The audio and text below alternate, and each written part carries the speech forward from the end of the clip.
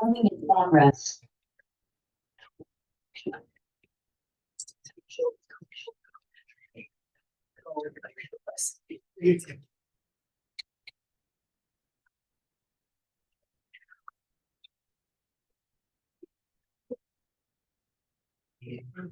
Second. Sorry. Yeah. That's okay. So, yeah, we said. For 30 minutes. See. Yeah. Yeah.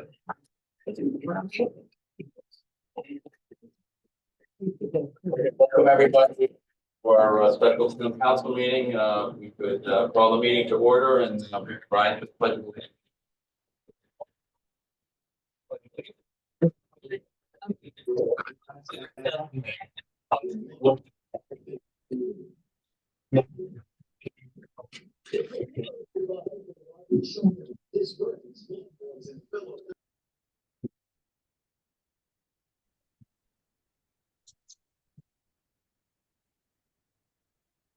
Roll call, okay?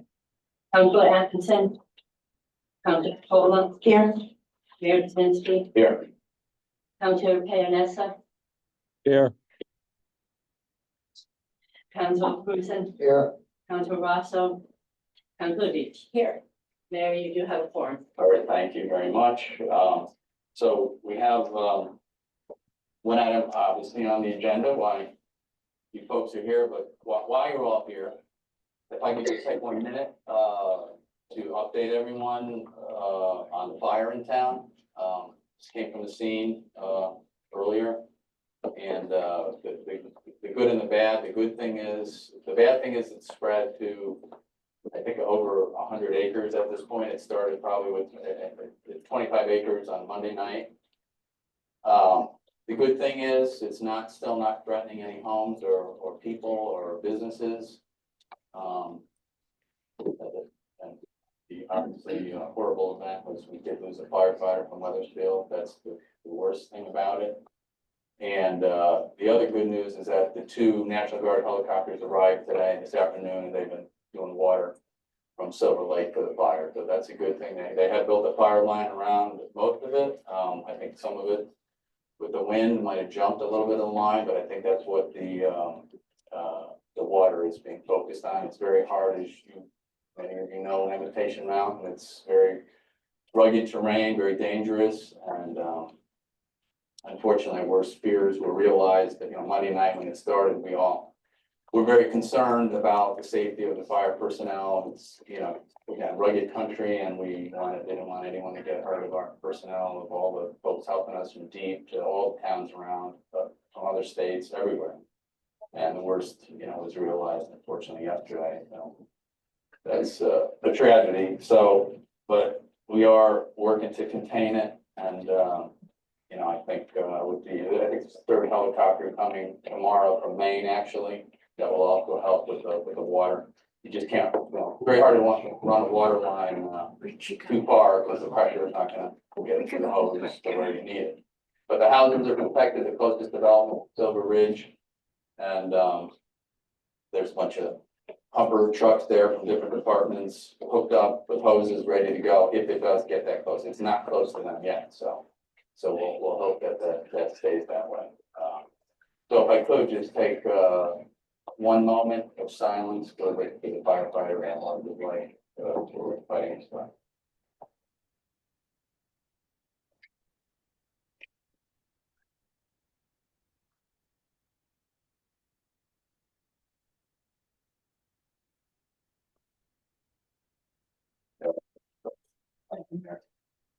So, and keep, updates, but we're letting the fire department post a lot of the updates. We're gonna hook it up to the town website, but the fire department's posting updates. They typically have, and I'm sure you've seen one, but they're having their briefing, usually in the morning for the news and for the night. We don't want to put up conflicting information. So the chief is really in charge for Berlin, the chief of the Berlin Fire Department, and then Heath is there. Also, helping immensely with the equipment experience they brought in fighting wildfire. So that's really stand. So on to our new business, the business we're here for, of course, is Bright Feeds to update everyone. And also allow you folks to ask questions and make comments. So what I'd like to do, so this is a town council meeting, so typically, we have the audience of citizens, now, but I think what I'd rather do, and I will act as the moderator, I'd rather, get the updates, starting a little bit with Donna and myself, just briefly. And I'd like to move then to Jeff D'Onofrio, our town attorney, just he could go through, just some legal issues, may answer some questions for all of you. And then, I will go to Charles Brown from the Health District, whatever comments, he would want to make. And then I'm going to go to Deep. Our partners on Deep are online, so we'll go with them next. And then the chief or deputy chief can talk a little bit about the noise abatement program that we have, and then we will wind up with our Bright Feed folks. And after that, so we got all this information out to you, and then questions, and it's a council meeting, so you need to come out, identify yourself, your address, name and address, please.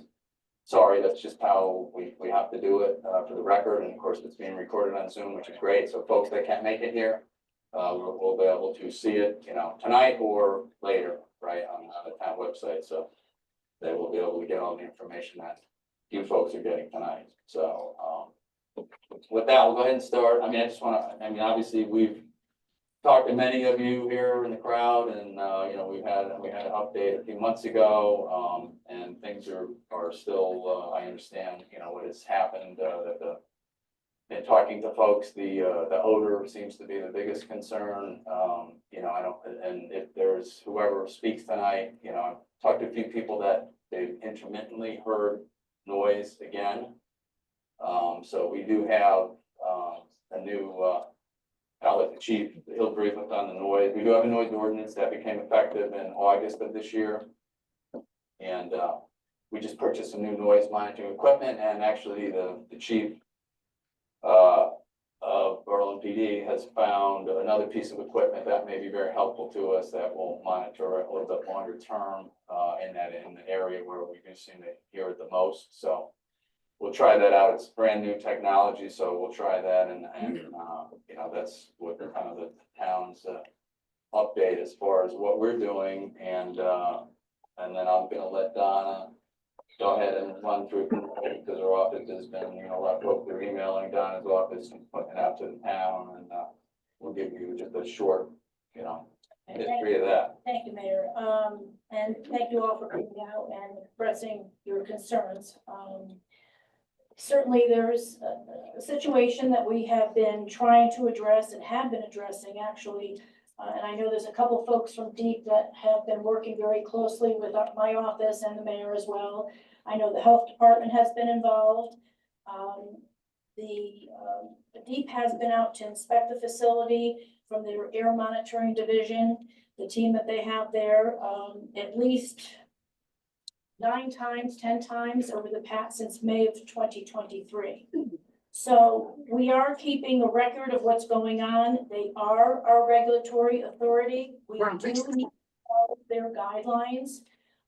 They are not finished with their inspections. This is an ongoing investigation. They were issued a violation back in, in May of this past year. And that has not been cleared yet. So, and I know that Bright Feeds has been working on it, and I'll let them do their thing.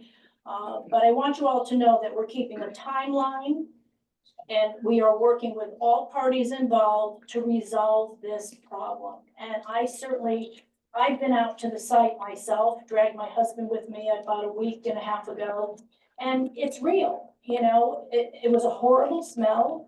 And then there's been times where I've been out there where I haven't smelled anything. So, I guess it depends on what's being cooked, the wind, the weather, humidity, etc. So we are going to get to the bottom of this.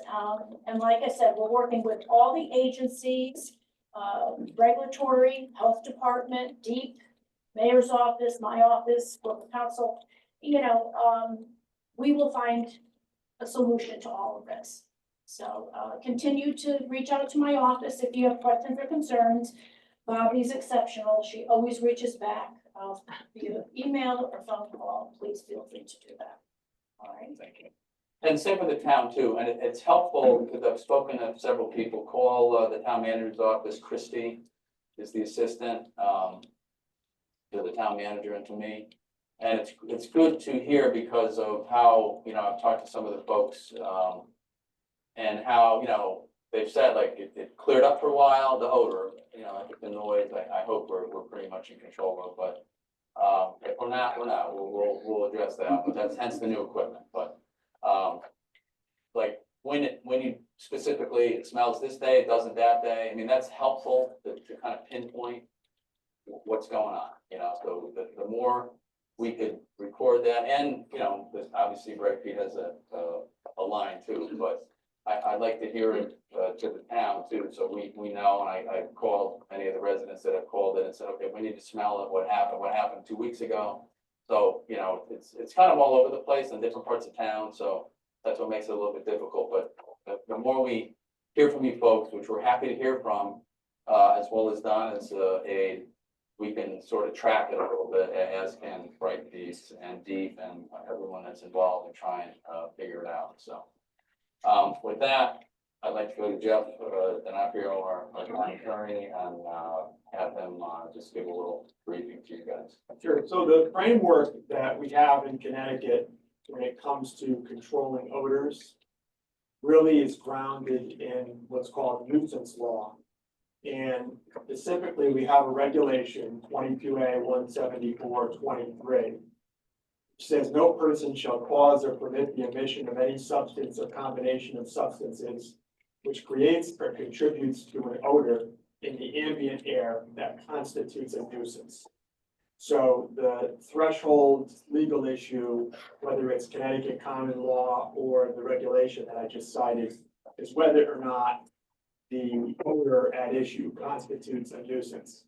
The regulation goes on to say an odor constitutes a nuisance if present with such intensity, characteristics, frequency, and duration that it is or can reasonably expected to be injurious to public health or welfare, or it unreasonably interferes with the enjoyment of life or the use of property, considering the character and degree of injury to or interference with the health, general welfare, property, or use of property of the people affected, and that the location of the pollution source and character of the area or neighborhood affected. Whether the source of the emissions was present in the location first shall not be a consideration. And that's the essential, statutory scheme that we have in Connecticut. This is regulated, this is a regulation of DEEP. So this is regulated by DEEP. DEEP has jurisdiction to investigate complaints. DEEP has jurisdiction to determine whether or not a violation has occurred. So from a regulatory perspective, DEEP is the agency that has jurisdiction. And there's air quality modeling techniques that are used and other criteria that are set forth in the regulation with respect to different compounds and concentrations of those compounds. At a common law level, when you talk about enforcement, you always have the government enforcement, which in this case is in DEEP's purview, and you have private cause of action. So if somebody claimed that the odor that is coming from Brightfeeds is a nuisance, then they could hire a lawyer and they can bring a civil action. The Connecticut common law with regard to what constitutes a public or private nuisance is pretty much mirrors the regulation that I referenced. Conduct that is the proximate cause of an unreasonable interference with, this would be a plaintiff's use, a property owner's use, and enjoyment of his or her property. Whether the interference is unreasonable depends upon a balancing of interests in each case. And Connecticut case law gives us examples of factors, but the bottom line is all factors are to be considered. The most common factors are the nature of the interfering use and the use and enjoyment invaded, the nature, extent, and duration of the interference, the suitability for the locality of both the interfering conduct and the particular use and enjoyment invaded, whether the defendant is taking all feasible precautions to avoid unnecessary interference with the complainant's use and enjoyment of his or her property, and any other factors. So that's, at the state of Connecticut level, that's what you have. At a federal level, we have something called the Federal Clean Air Act. The Federal Clean Air Act does not specifically regulate odors. The Federal Clean Air Act is more concerned with toxicity from pollutants.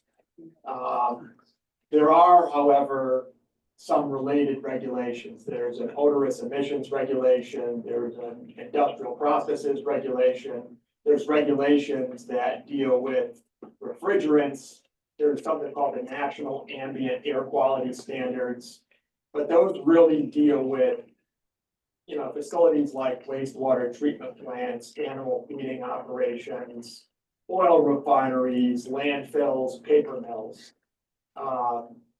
So that's, in a nutshell, this legal framework in Connecticut when it comes to regulation of odor.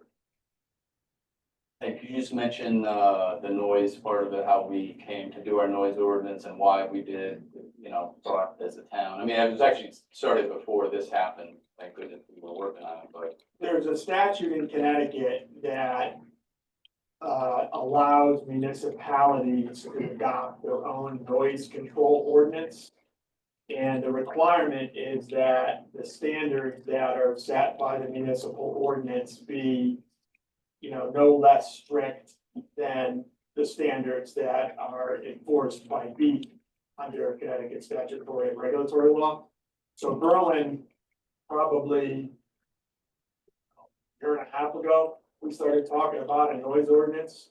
We had multiple public meetings, both at the ordinance committee level and at the town council meeting, culminated in a public hearing and a vote by the council to adopt the noise ordinance. So we do have on the town website, we do have a pretty comprehensive noise ordinance that contains both standards, processes for determining whether or not the standards have been deviated from investigatory and enforcement jurisdiction and authority as well.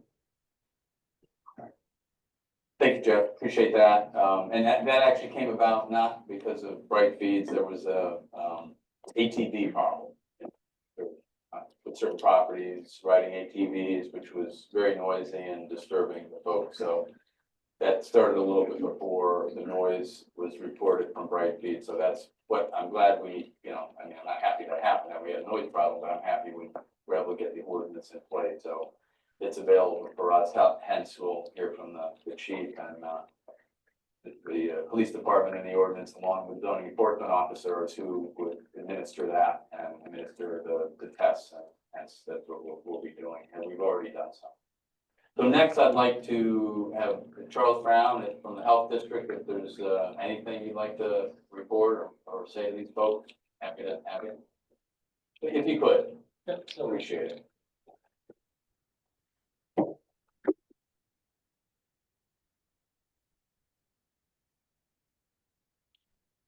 So Charles Brown, I'm with the Central Connecticut Health District, Health Director there.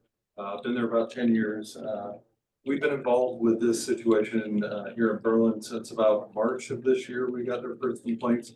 And we've had our environmental health staff that has been on site several times working with the folks at Bright Feeds to try to address the issues around odor. One thing that I will say is just as a basic thing, that unpleasant odors doesn't necessarily mean unhealthy. And I think a lot of folks, kind of equate that okay, it smells bad, this is terrible for my health.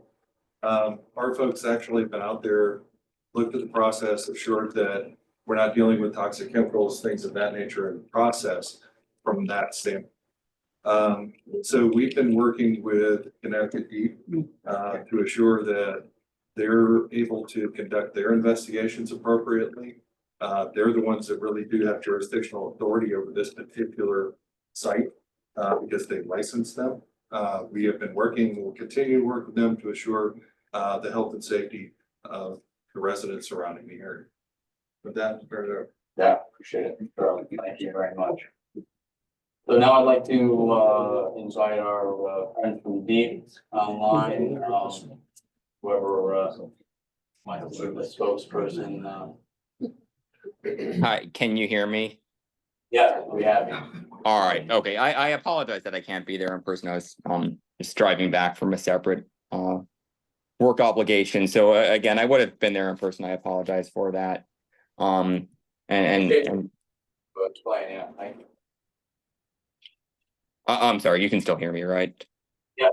Okay, all right, so thank you for all the comments so far, and we sincerely thank the community members and residents of Berlin for bringing these concerns to our attention.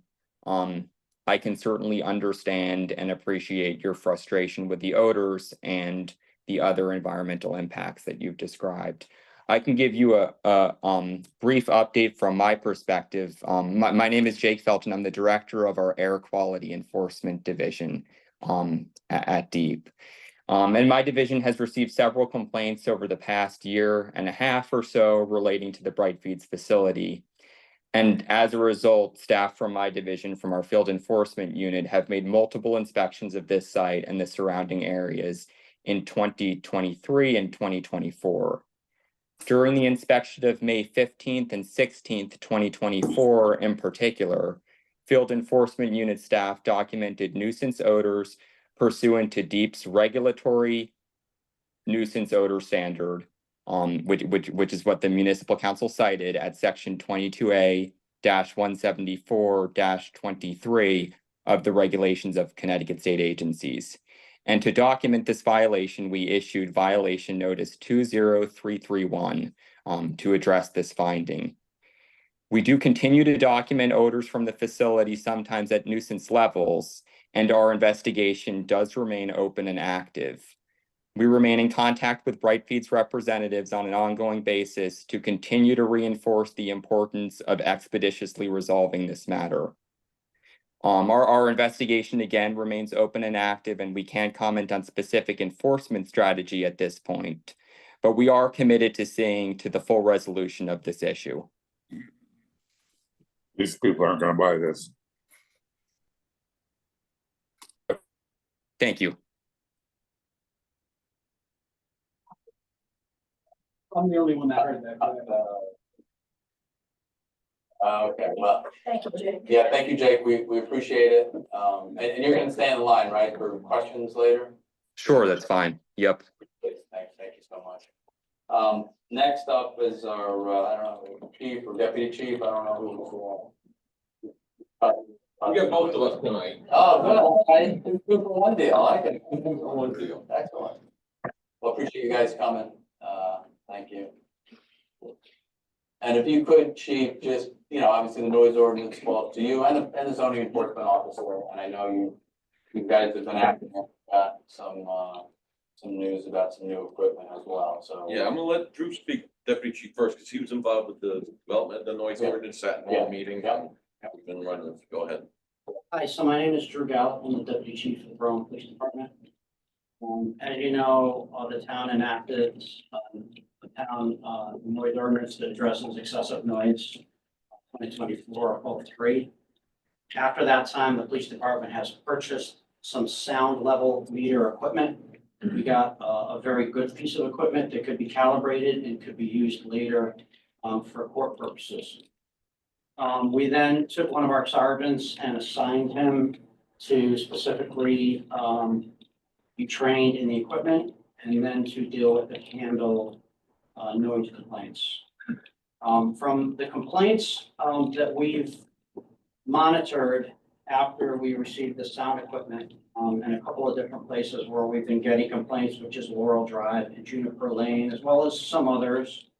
The decibel levels that we have measured so far have been 51 dBs or less. Just to put that into perspective, a normal conversation is somewhere between 55 to 65 decibels. And an average noise of traffic is about 49 decibels. So the town ordinance for a commercial business such as Bright Feeds, the way they are zoned, it's considered anything over 70 decibel levels to be excessive. So for noise complaints to be under 70, they don't meet the requirement of enforcement in that statute. And from my understanding, from a lot of people that the sergeant has talked to, is a lot of the complaints are related not so much to the level of the noise, but to the pitch of the noise. The noise ordinance really doesn't give us a way to meter that. We can meter decibel levels, but we can't meter pitch. So what the police department has done recently, Right here. you want to? Okay, so we have a new piece of equipment that the chief's gonna talk about, but as far as the basics of what we can and cannot enforce, it goes by decibel level.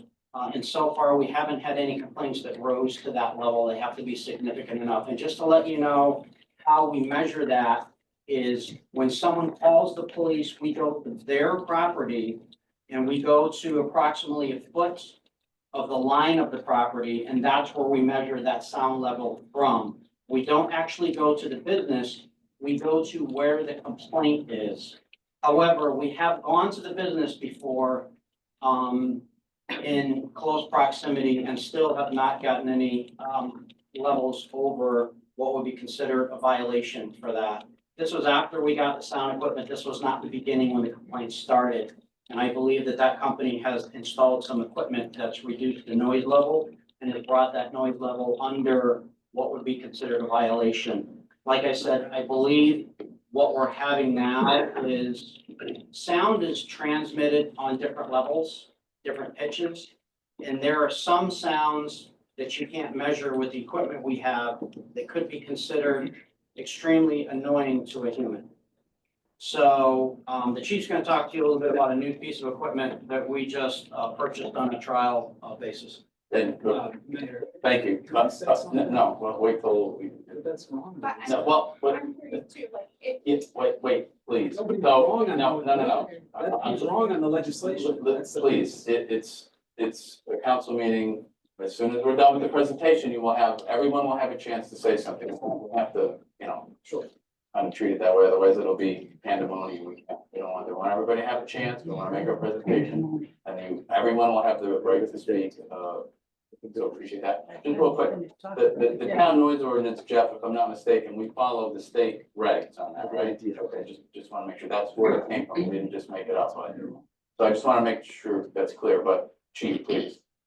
Okay, so as fortune would have it, I was in Boston this weekend, and on Monday, 3 of our lieutenants met me up there. They had a trade show. It's the International Association of Chiefs of Police Conference, where you see all the stuff that's going on in the world. And they had technology vendors from all over, and there was a company out of Australia that has developed a device, and then their sales name is NoiseNet, and it's an investigative device. It's different than a decibel meter. I spoke with the engineer, I spoke with the guy that designed it, and of course, I spoke to the salesperson. And the salesperson was the one I blew up the most, but we were able to talk them into letting us get one of these devices to try. And for a couple $100, it just came today. We haven't used it yet, but what it does is it's a long-term device. I go through all the science. I have all the stuff downstairs with the science. I'm not an audiologist. None of our cops are audiologists, but it talks about not only decibel, but other frequencies. So if you think of like a dog whistle, where you don't hear it, but the dog hears it. And one of the things that we know, having gone to the complaints, is that everybody's hearing is a little different, and little noises can really get inside your head and make your life miserable. This NoiseNet will detect that. So it'll detect like an EM wave. It'll detect all different things beyond the decibel meter. And we use this device, and then we send back to the company, and they will give us a report. And the report will break out times and what other things besides the decibels that you could be hearing and how they, basically what they're doing is telling you what you have going on. And that report will be interpreted and tell us exactly what you're hearing. Or not hearing. Every one of us in this room hears differently. So, I just handed them a sales pitch sheet of paper. We got it today, we unboxed it, we looked at it, and you are gonna employ it and see how it works, if this helps us, because sending an officer, when you call and say, I have a complaint about loud noise, the officer gets there, gets out the decibel meter, we're not getting the sound readings that you might be hearing.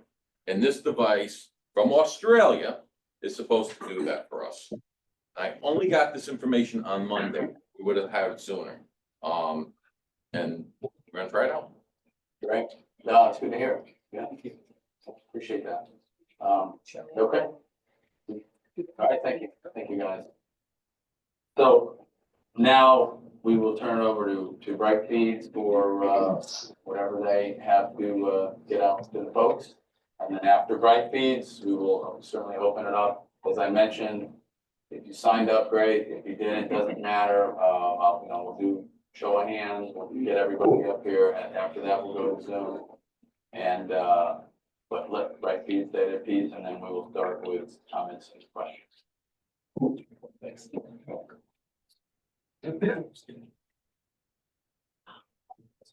Good evening, everyone. Thanks for having me here. For those that don't know me, my name is Jonathan Fife. I'm a co-founder and the CEO of Bright Feeds. And in the crowd today, we have several members of Bright Feeds here, including Scott Cal, the chair of our board, Dan Newbelt, VP of Finance, Lakshmi Wortham, Chief Growth Officer, and Tim Ratzius, our president and COO. We really thanks Representative Beach and Mayor Kaczynski and Town Council for giving us the opportunity to speak here and discuss what we're doing to address resident concerns about our facility.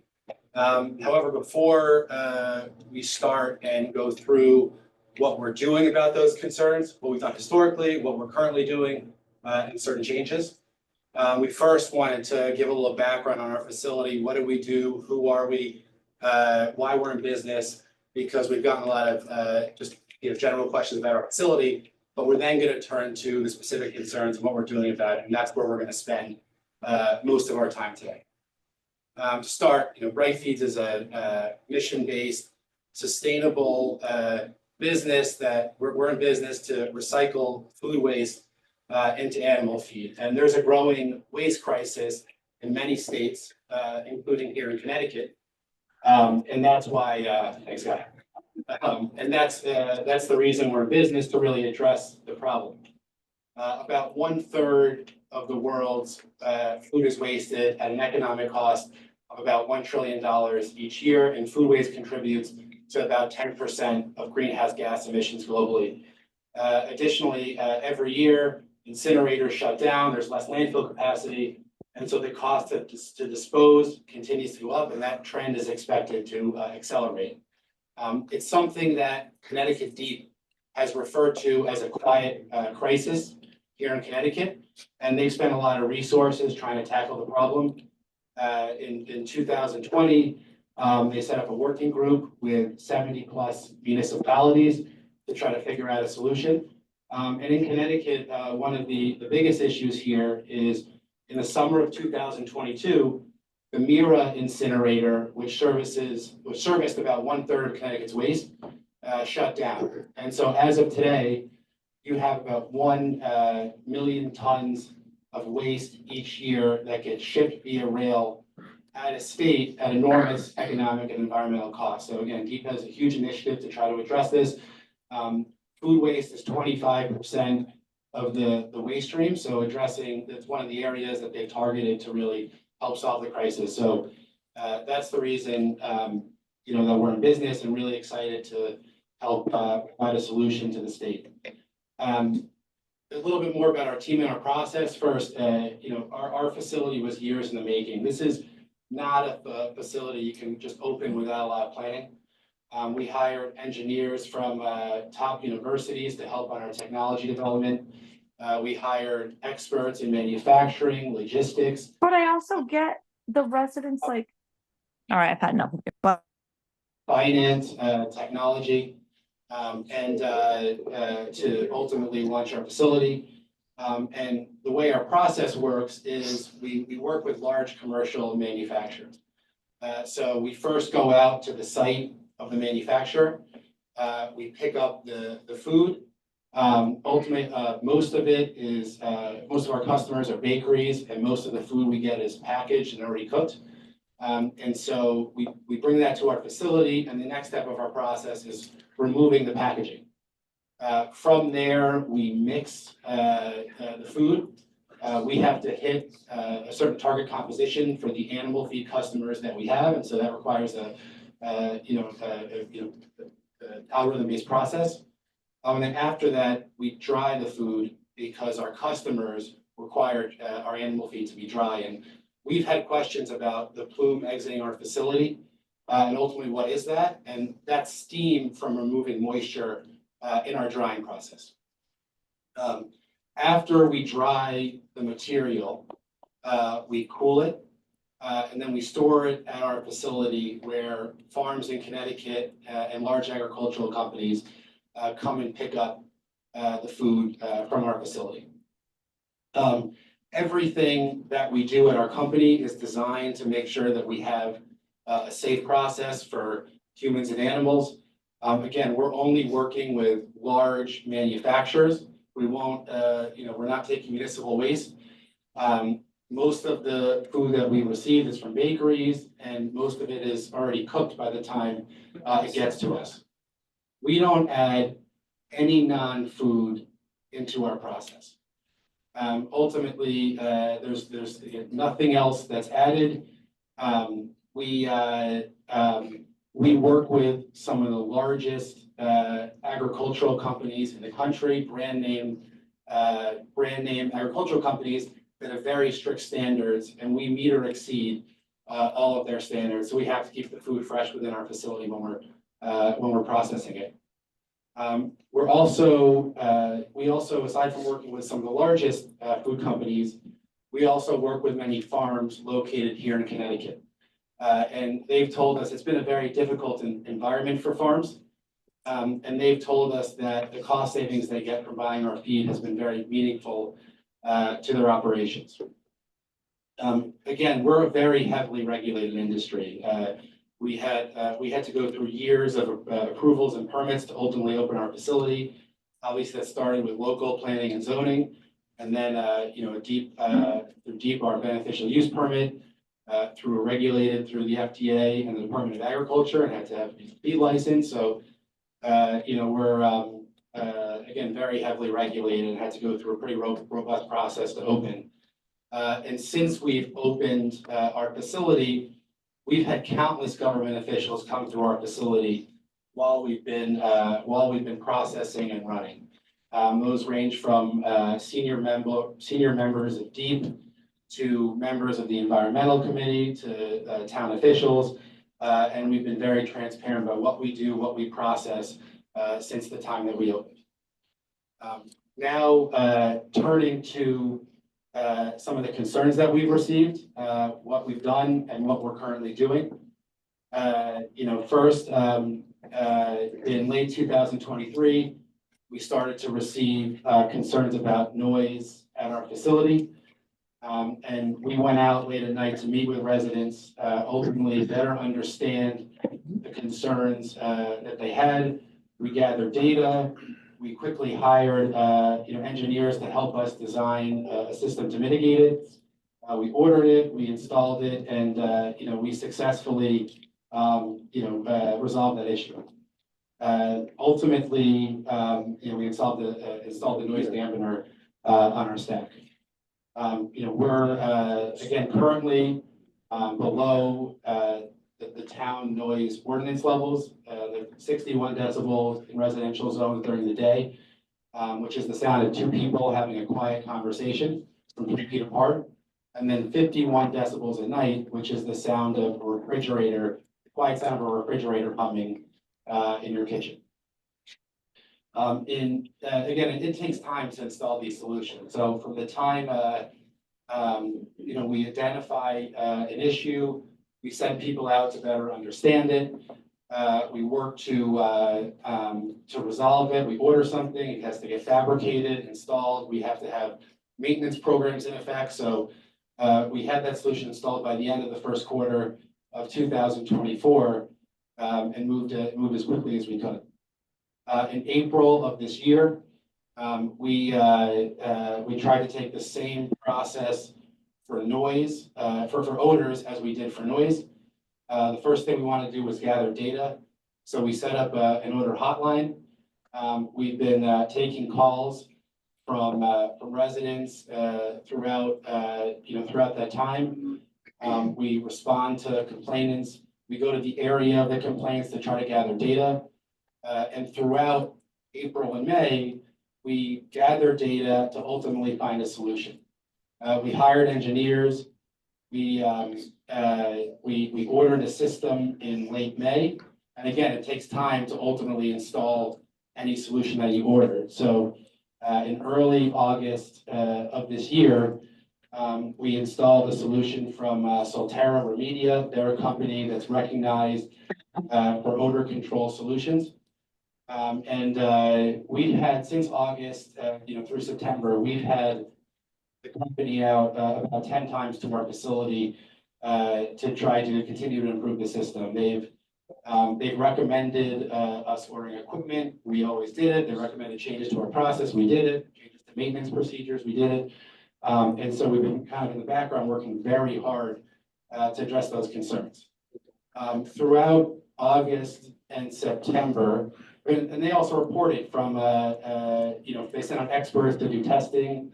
They advised us that we've seen an 80% reduction in odors at our facility. But ultimately, we weren't satisfied. We have still, again, heard concerns from our neighbors. And we feel these concerns throughout August and September. And so starting in mid-September, we weren't satisfied with our current solution, and we kind of devoted efforts to trying to find a new solution. So in parallel to working with the manufacturer, having them out, taking the recommendation and working as quickly as we could, we started to work on revisiting and looking at new solutions. Carbon filters, biofilters, thermal oxidizers, scrubbers, really, and everything in between. So any solution that was commercially available, we revisited. We weren't satisfied with what we were. And one of the things that we kept hearing from the different manufacturers we're working with is the highest level solution you can possibly have is a thermal oxidizer. When you run air through it, you run air through very hot temperatures, and that ultimately breaks down any organic compounds. And it's the most foolproof system. It's the most expensive. It's traditionally used by companies a lot larger than ours. But one thing that was so appealing to us is it comes with a 98% destruction guarantee for emissions that can ultimately produce odors. For us, we've been working, sending people out to sites, recording data, working with the manufacturer, trying to continue to improve our system. Ultimately, we want to be a good neighbor, be here for a long time. And so we decided to order the thermal oxidizer system. It's for our company, it's $1 million investment. We're not a huge company. It's not it's not something that we took lightly. But I hope it reflects our commitment to be a good neighbor and to be here for the long term. And again, in the thermal oxidizers, most manufacturers told us, it's overkill for what you're doing. Why don't you go with a different solution? But ultimately, we felt like this was the best possible route, and it's the most you can do for odors. So, our focus moving forward will be installing the system as quickly as we can, continuing to work closely with Representative Beach, Mayor Kaczynski, in updating them on where we're at and how the process is evolving. And we want to, after installing the system, we want to find ways to continue to invest in the Berlin community and be a good neighbor. Thanks so much. Okay, so that ends our. That ends our presentation, just to get some information to you folks. So now we'll go to you folks. I'll take the sign up sheet first, and then you're after the folks on the sign up sheet. You're first up after that. So what we need to do is please step up to the mic, name and address, and just like it's a council meeting, so. Mr. Ryan. How are you, Ryan? Doing better. First up, first up. The last two meetings I came more prepared, I'm not gonna lie, and partially because I'm tired, I'm exhausted. Figuratively, and literally exhausted. So I'm gonna touch on just one thing that the chief said, and it's wrong. You did mirror the process on noise from the state ordinance, but that table sways day to night. It's not a set table for 24 hours a day. Respectfully, say that respectfully. And pro, please, love, please. We do have day and night built into that. I only gave you the day and And night. I read the decibels almost every single on the corner of New Britain Plumbing Supply and at my home, and they are above every single night. Now, one thing I need to specify as well, and I text message you on this. Yeah. There's a difference between DBAs and DBCs. DBCs is what you're gonna find in your reading with that tool that you. Most industries, manufacturing read by DBCs. They don't read by DBAs. So I respect that DEP built that table by DBAs.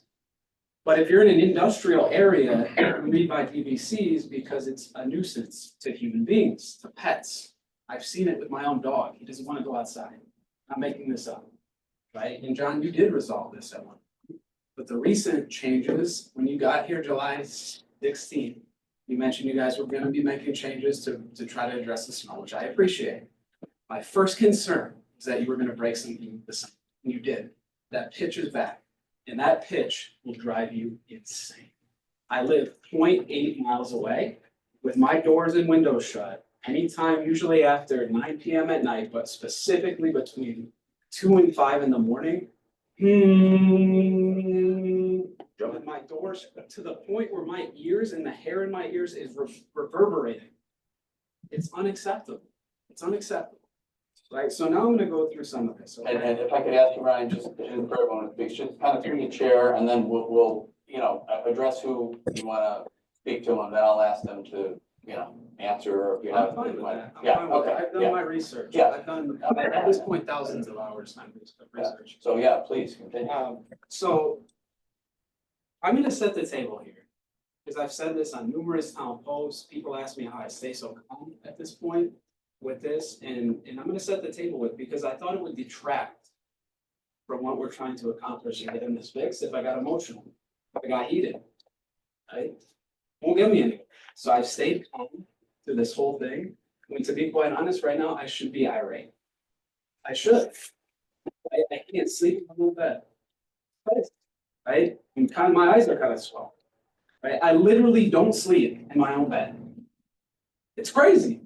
Right? Adrian, I don't know where he is. Poor guy. Absolutely the same. This guy's hiding in a corner, right, in his house. Same I'm sleeping in my spare bedroom. Well, I'm the closest probably. It's unreal, right? So let me set the stage with this, okay? I've done a lot of research on you all. The internet is a powerful place. I'll say this to intimidate you. You guys are amazing. Your backgrounds are amazing.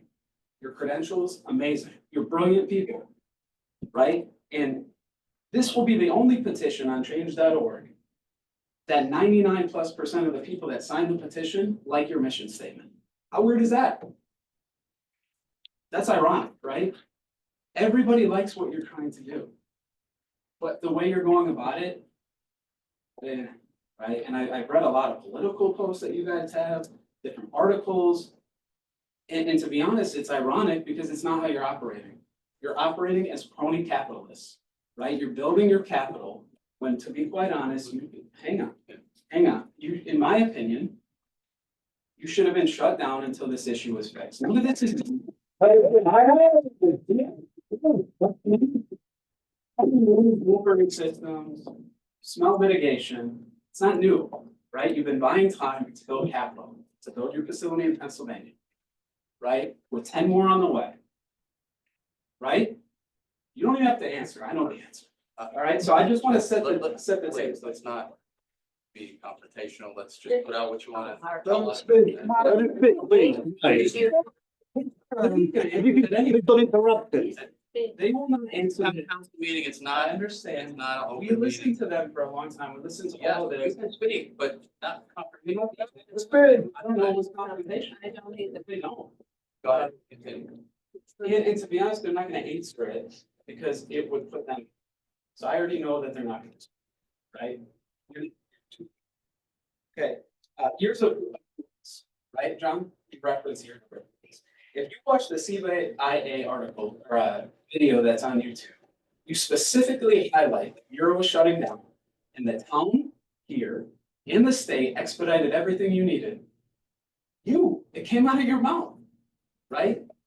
That's partially why we're at where we're at. There's no doubt you solved the problem. Honestly, I will be the first to say, what you guys are doing is a lottery ticket, right? People would be dying to jump on and invest with what you're doing. It's genius. You're solving a problem. It is a true problem. You're saving people money at the same time.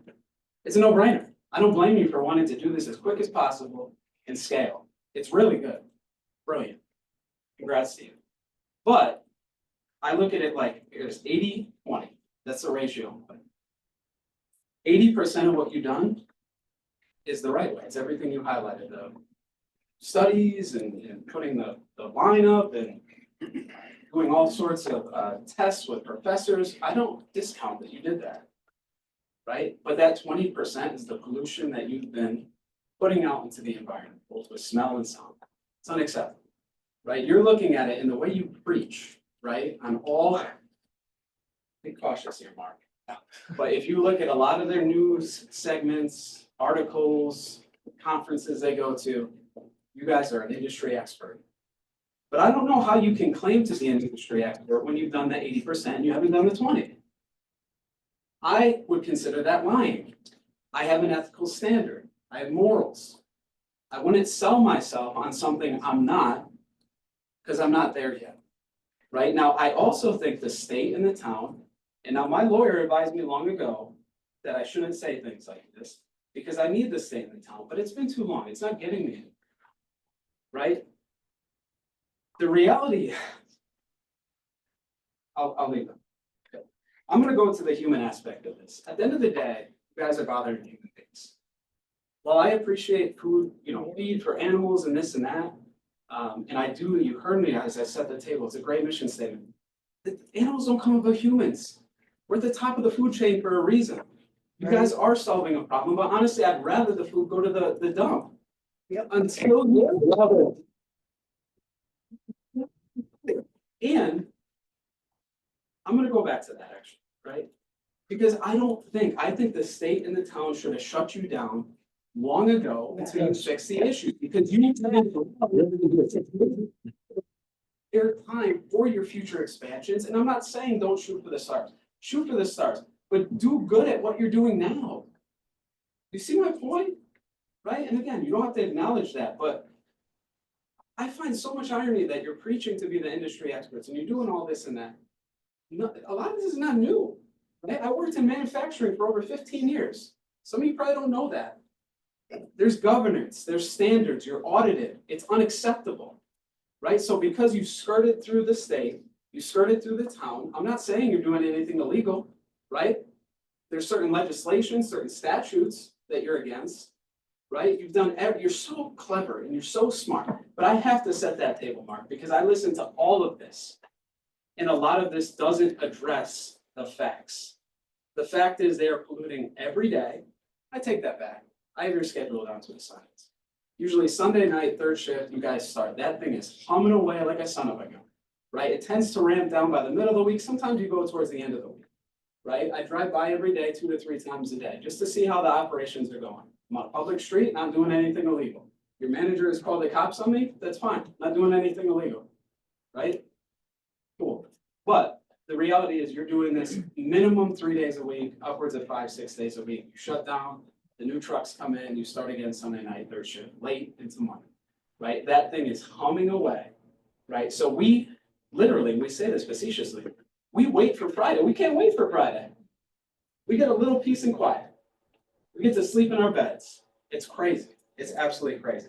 Right, so again, I'll talk about the human aspect, quality of life, which the attorney mentioned.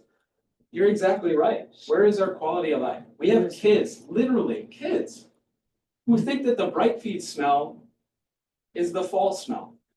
I'm not even joking. Like, you might think I'm joking. Oh, look at that, it's balls in the air. No, that's bright feeds. They don't even know what clean air is at this point. All right, and now we mentioned lawsuit, and you are right. We do need a lawsuit, and many of us would have already done that, but we can't afford it. And I've said this to many of you. The only reason we're not in court at this point, and we haven't already been, is because we can't afford it. That's why I've come to the town and I've asked for help, and I don't accept your answer, respectfully. You guys, you're the town. You're bigger than us. You have more money than us. We need help. We need help. It's unacceptable. Okay? Mark, you've mentioned certain studies need to be done. I firmly agree. Shut it down. They do. And what I see every day with your operations, and respectfully, you preach that you're doing all this industry leading stuff. You said it last meeting, and I really appreciate what you said with the oxidizer. That sounds fantastic. But you know that should have been done long ago. And again, you don't have to respond. But that hokey doke thing you built in the back, where your stack is now going through the back, and you're gonna preach that your industry actually, it's one of the craziest things I've ever seen. Right? So again, yes, you're trying to fix the problem, but a lot of people don't realize that. This past weekend, you guys moved that stack. That stack's sitting over this plywood box thing you built, right? Yet you're gonna come up here and say you're industry experts. The manufacturing areas I came from, we would have laughed seeing something like that. I mean, I can't even explain what I've seen. And if any of you want to see that, go to the back of New Brent Plumbing. Take a look. It's crazy. But again, these are the experts. So, Mayor, can I just get 2 more? You can, absolutely. 4 minutes, because I want to let everyone else. Sure. Yeah. In respect, like I said, I'm tired. Go ahead. I literally can't sleep. I get woken up every night that they're running between 2 and 5 a.m., sometimes multiple nights a week. Right? I work full time. I own a company. I'm exhausted. I have a 6-year-old. Right? And respectfully, when we came here July 16th, Jonathan, you promised this would be fixed in 3 weeks. We're going to meet again. We're supposed to all, hey, kumbaya, hey, we're excited. Yeah. And here you guys went, you didn't even know where you were. We were begging for answers, right? We had no idea what was going on, but you, not us, we didn't promise a date. We didn't promise a solution. So again, it was mentioned that bad odors aren't necessarily unhealthy. And sir, I'm gonna tell you, I was in the Marines, been in a lot of gas chambers, and one thing I learned is your body tells you when it doesn't like something. And the second I smell this, my sinuses tighten up, and I've had it numerous times where I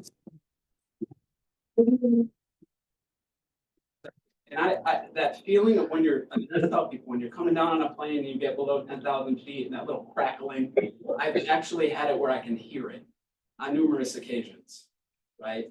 I'm an early bird, I go out, I get about 10 steps out of my garage and I just hits me. Like, yeah, you guys, you're laughing because it's happening, right? So I just have to touch on just a couple of these things. You know, it was mentioned whether the noise is considered a nuisance. Right, and I think the biggest part is the pitch, and that gentleman mentioned it, I forget his name, right? But it could drive a sane person mad, like literally, like you think you're losing your mind, right? And John, I have escalated, and you know, I could pull it up now. I have escalated since I started recording this in June over 50 times. I mean, you guys get the calls. I've stopped escalating because it doesn't do anything, and I still record it in live just in case it wasn't soon. But what is the point of even calling it? Right? That'll drive you mad. You're like, why am I calling? It doesn't do anything. Right? Laxmi finally called me back and we're very, very nice. And we had a good discussion, but again, what's the point? That is ticking people off as well. Now, I'm gonna get to the facts, right? So in my professional full-time line of work, everybody knows me as a landscaper. What they don't know is I'm also in IT. have been for a long time. Okay? And in IT, we always say, where's the data? I want the data. Yeah. Right? People come to me with problems, I say, where's the data? I don't want your feelings, I want the data. Right? Especially when you're working, you guys know, working in big environments, big companies, I can't go by feelings. Right? So back on July 16th, we asked for the data. You said that you were gonna give that to the town. I've not seen the data. I've asked the DEP for the data. I have not seen the data. We would like the data that corroborates that we are actually okay to breathe this stuff in.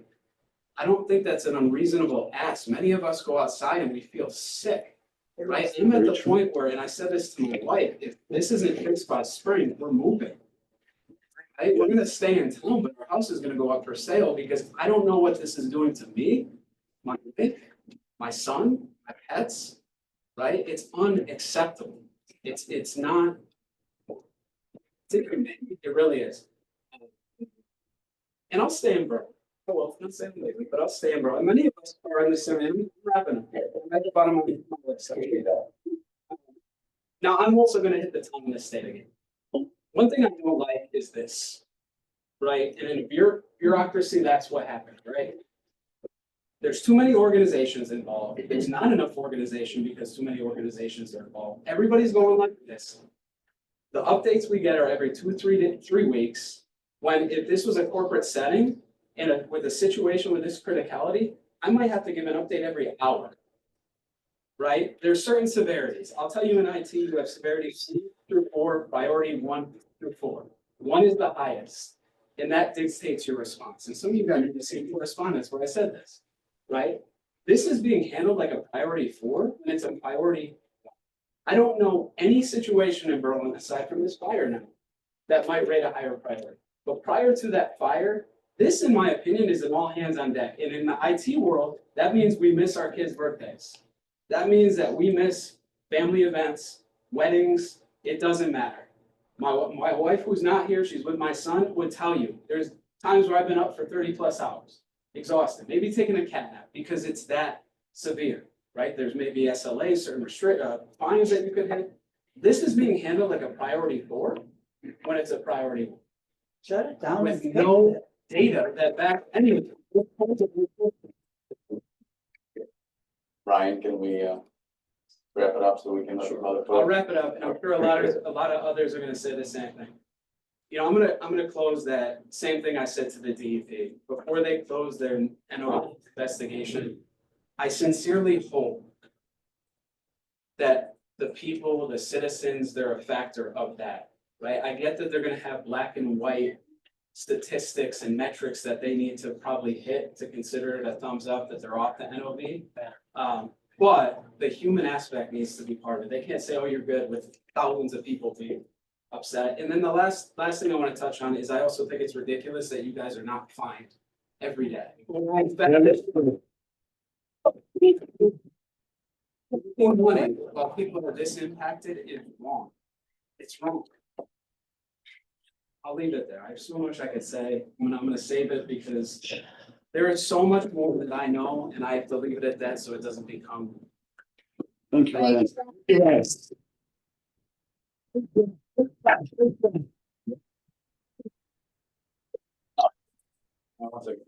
got James Strasky on the list. Yes, sir. Thank you. And if we could limit our time to. Sorry. No, it's all right. You got my time. You said you're big. Yeah, No, my it's okay. So I can work. Yeah. And please tell us your concerns and, we don't repeat everything, but, I want to hear from you. Yeah, Thank you, Mayor. thank you. First off, my name is James Ostrowski, work with Task Force, which is basically right around the corner from you. My job entails being outside my entire shift, right, from 8 AM to 5 PM. The smell from your facility so horrendous at times, I get sick to my stomach and I can't even perform my job. All right, we've complained to you multiple times, I've contacted Deep multiple times, nothing gets done. I also sit there and have to correct you on your comment that you made about nothing but steam comes out of that stack. That is false. Twice now, in the past 6 months, okay, our inventory has been covered with soot from your facility. The first time, it was about a half an inch thick, and it was a paste. They had to scrub the vehicles in order to get the stuff off. The second time, right, was a light coating. Now, I work during the daytime and at nighttime. I'm breathing that stuff in because I'm out in the lot, okay, patrolling, you know, doing the security at night. I'm breathing that stuff in. I already have COPD. What else am I gonna get because of your facility? And what do you plan on doing about it? I mean, it was a freak accident, they say. There is no such thing as a freak accident. Okay, I understand things happen, but you have to have a system in place to prevent the accidents. And what do you plan on doing about that? Now, like I said, twice in 6 months, or less than 6 months. What are we gonna do? Have another 4 or 5 accidents in the next year? Does somebody have to, you know, end up with lung cancer because we don't know what we're breathing? Your filtration system is miserable, right? It doesn't do nothing. And it's all coming up in that stat. And the noise he's talking about, I hear it every single night. 2 o'clock in the morning, 3 o'clock in the morning. Right? Your truck's going up and down the road. 2 o'clock in the morning, 3 o'clock in the morning. Where's your consideration for your neighbors? No. You have none.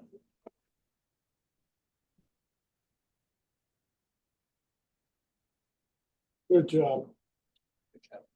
Gene Hagan?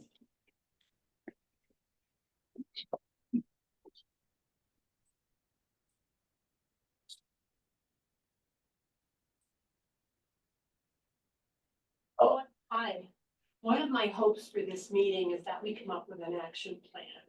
Back when we met in July, we all agreed that we'd have a follow-up meeting and that we would get feedback from you guys as to what had been put in place. And we've had 4 months of nothing.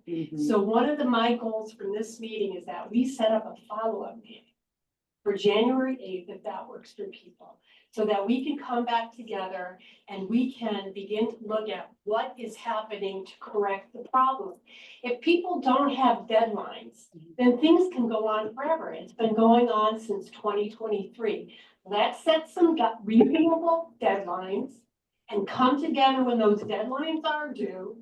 And if there is not a fix to the problem, then we want to hear from you why there isn't a fix and what you're going to do and what the new deadline is going to be. I don't want to go another 4 months. Shut it down till then. Consequences. They eat consequences. Shut it down till January 8th. Thank you. Elaine? I'm sorry. Just one more on the list and then, the lady and then, yeah, are you, Elaine? What, is Elaine? You know what? Andrew? I gave Ryan my time. You go ahead.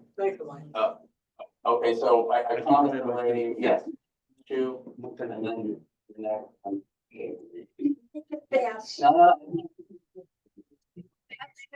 2006.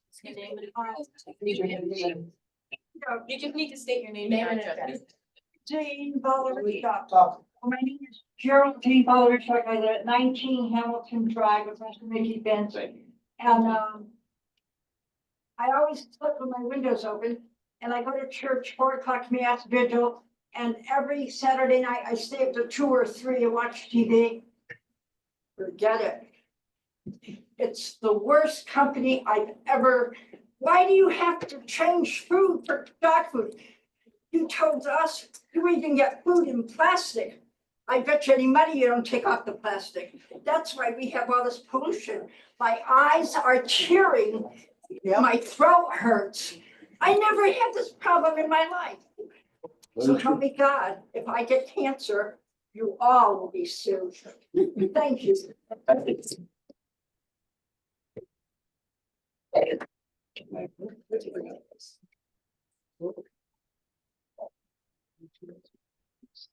My name's Sarah Cotto, 20 Skyview Drive in Berlin. I've lived in this town my entire life. I grew up here, born and raised, same neighborhood. My grandfather built the house in the Webster Heights neighborhood, and I bought a house afterward and have lived there still. I just find it absolutely atrocious that you guys continue to operate 24/7 with no repercussions, that we are unable to sleep in our own beds, like Brian said. We're told it's not toxic, but my body's auto response is to want to throw up and vomit. I'm gagging, can't walk the dogs like peacefully, can't open the windows. We're already paying a lot of money for electricity, we can't enjoy the outdoors, can't be outside, can't do anything. I'm scared to go outside with my nieces and play with them. How is it that there's no recourse?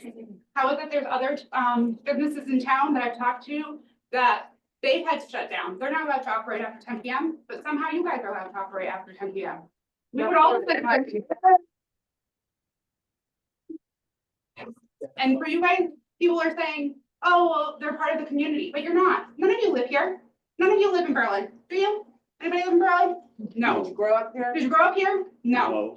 So it's not affecting you. And I'm sorry, but unfortunately, it just sounds like you guys care about the bottom line. Every single time we've had a conversation, it's about how much money you guys have spent to make these corrections. I don't care how much money you spent. You shouldn't be able to. I think that something needs to come of this meeting tonight where there is actually recourse. You guys should not allowed to be operating any longer. Right. There's people here, there's people online printing today. We're done. Enough is enough. I would like change. Yes.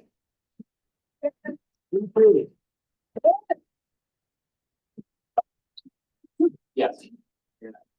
Thank you. And we'll, yeah, all right, lady, here, yeah.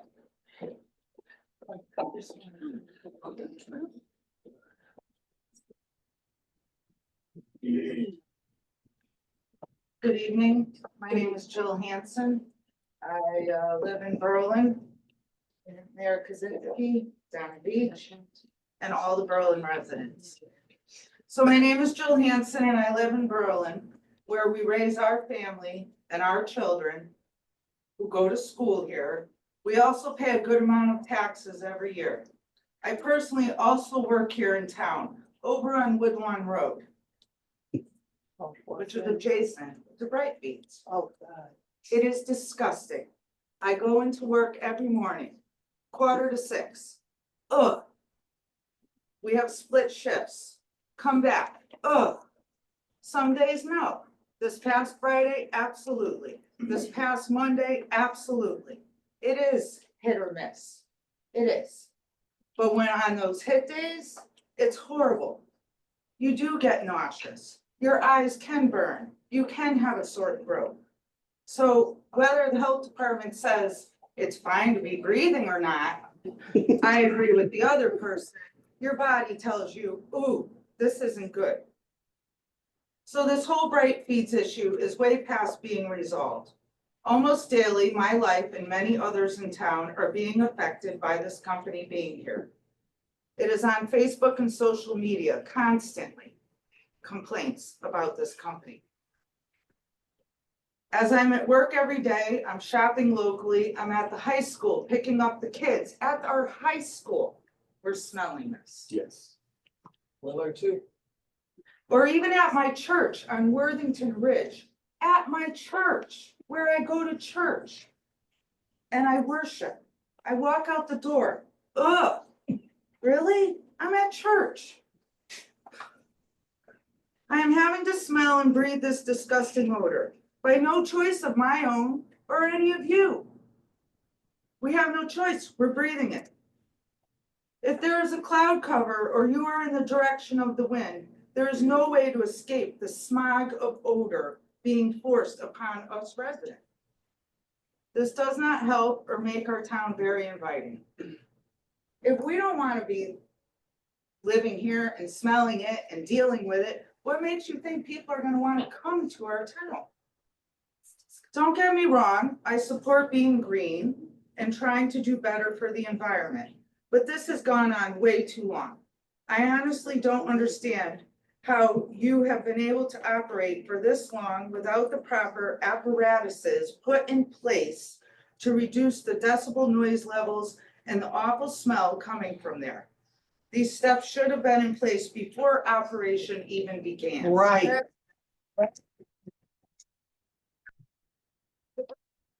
website says it gives off a sweet bakery smell. Well, I like to know what bakery you guys go to, because I'm not going there. In conclusion, enough is enough. That is what I have from the other lady, right on the top of my speech. Bless you. Enough is enough. I feel the town and maybe even the state has failed us on this issue of bright feeds. Allowing them to come here to our town and putting us in this situation without the i's dotted or the t's crossed. Honestly, they belong in a town that is less populated and far away from Berlin. If they are to remain in town, it should be like we don't even know you exist. You don't even know about it. We shouldn't smell you. We shouldn't hear you. You should just be doing your own thing. Beyond frustrated, thank you, Jill Hansen.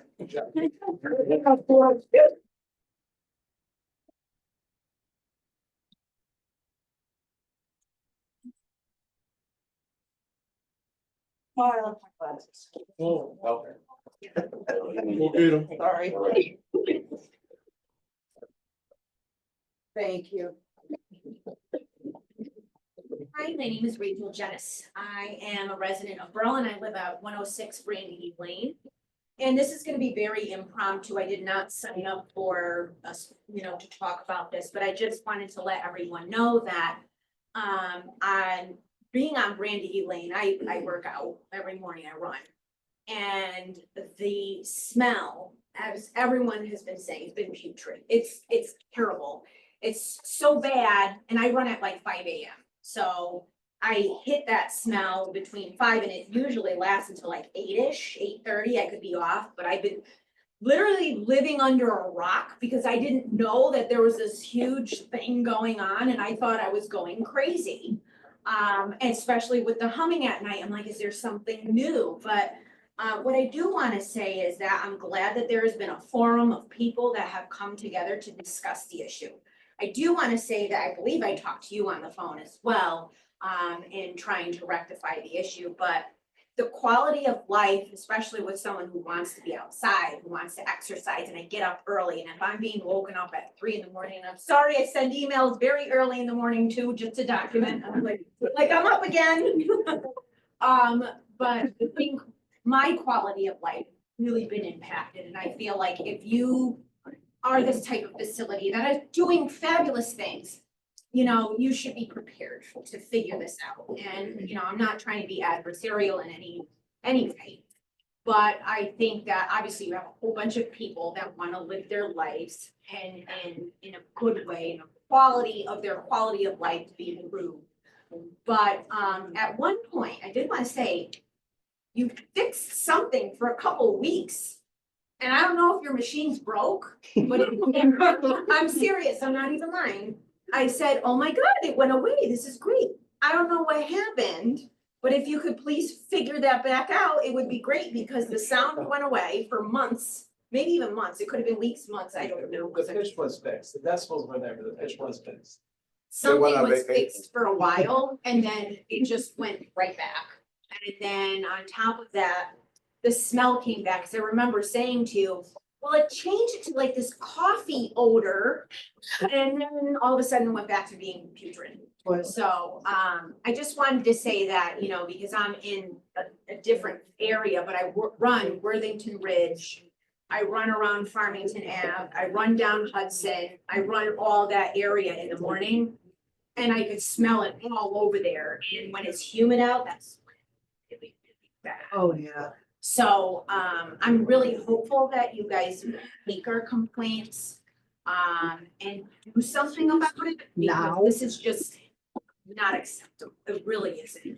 If you're gonna drive people out of town or not want to be here, so. But why would we be driven out of Right. Exactly.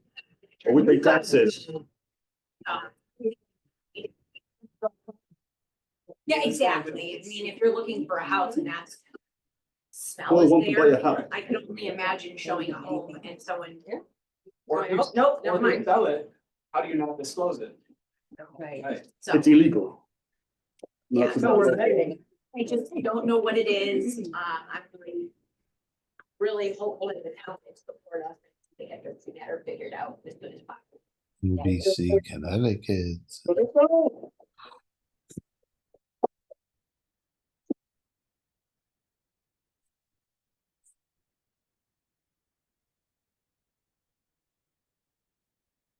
Everybody's got put the ridge kind of up on top of the hill. And I don't know about anybody else, but I spend $60 a month, 2 car passes, to get my cars washed. I have to wash them at least 3 times a week. There's a gray sticky substance on my vehicles. And I want to know what it is. I asked you in our July meeting. What is this substance? You wouldn't give me an answer. Is it, how do you dispose of this waste? Do you throw it in the dumpster? Does a special company come get it? We're gonna have them answer, we're gonna have them answer some questions after. Okay, Some I of the questions appreciate you that. folks had But brought up. there's something that's airborne. There's something that's there. It's on my vehicle every morning. I have some pictures. They're not very great on my phone. But I'll wash my truck, right at the car wash here, right by the Olympia Diner. I'll come home overnight. Just like I never washed it. Yep. And I don't understand why these things have to happen at 3 o'clock in the morning. I get up, I hear that noise, 2, 3, 5 o'clock in the morning. It's definitely louder than a refrigerator, I can tell you that. So, I'm not gonna take up everybody's time, but again, I just wanna know what the substance is. Nobody can give me that answer. Bring it to. I hear bios, I hear all about different things. Tell me. Moisture, it's dust. What is it? That's all I wanna know.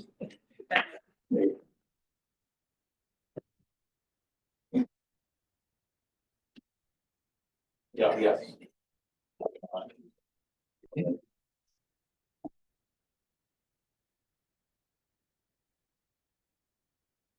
evening, Jen Patra, 420 Lower Lane. I want to thank you guys for what you're doing and for your information. You gave a lot of information that I didn't know. I've actually been very curious to know what you guys have been doing. I love what you're doing. I don't love the concerns from our community members. Ryan, I also thank you so much for all of your information because you gave a lot of pertinent information that a lot of us, I know myself didn't know and a lot of other people probably didn't know. So I really appreciate your research. So I have 4 kids. I never sleep. A couple nights ago, I was up and my husband was sleeping and I woke him up out of bed. And I made him start searching my house because I heard this obnoxious vibrating noise. And I'm now wondering if it's what you're speaking. I could not go back to sleep and I'm on Lower Lane. I'm not close to Brighton.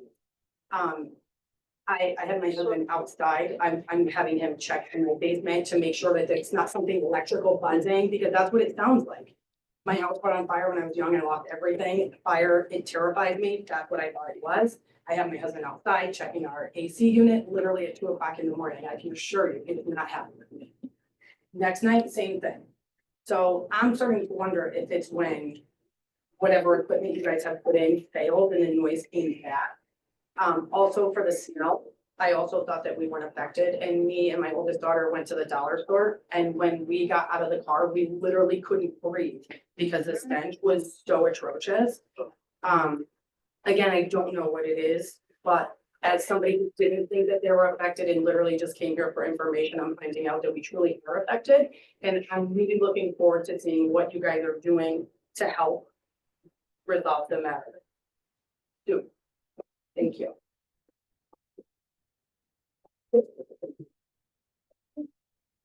Yeah, anyone else in person? If not, we'll go to online. Yeah, yes, ma'am. Yes, please.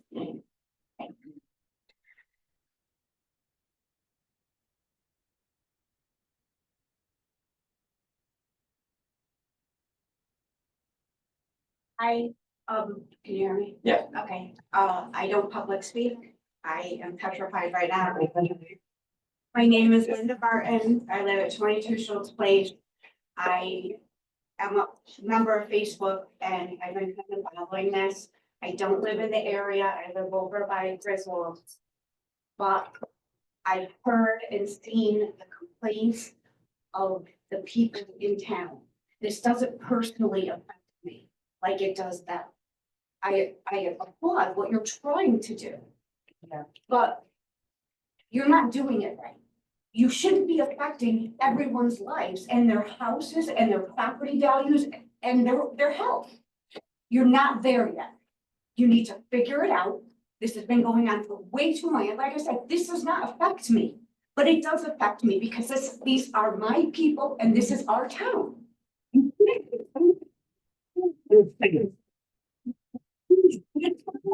Government, as far as I'm concerned, the government here is to protect us. Stay out of the rest of our lives and protect us. That's your job. You're not protecting these people. You're not. And you should be, because that's why we elect you. Thank you.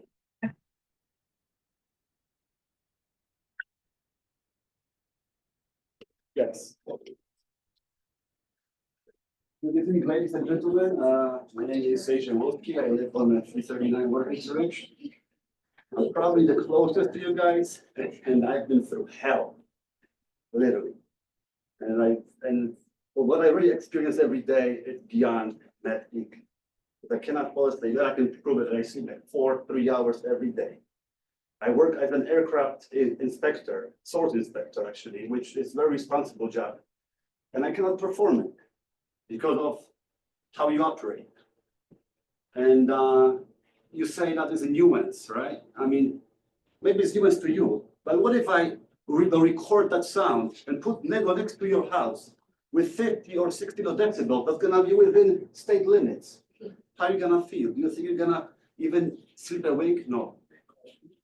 It's just impossible to really even think about sleeping. Like I'm trying to play the music, different sounds, and it doesn't work. So sometimes I'm just exhausted of my misery, and I just fall asleep. And then I wake up at 4 in the morning going for the overtime that I work. So I don't know if I speak through all of you people here, but I think the best solution right now for you guys is to cease the third shift operation. Yeah. Neighbors, prove it to us that you really want to make it better. Cease your third shift operation so you can have a good night's sleep. Then we can address the rest of the problems. Thank you. Anyone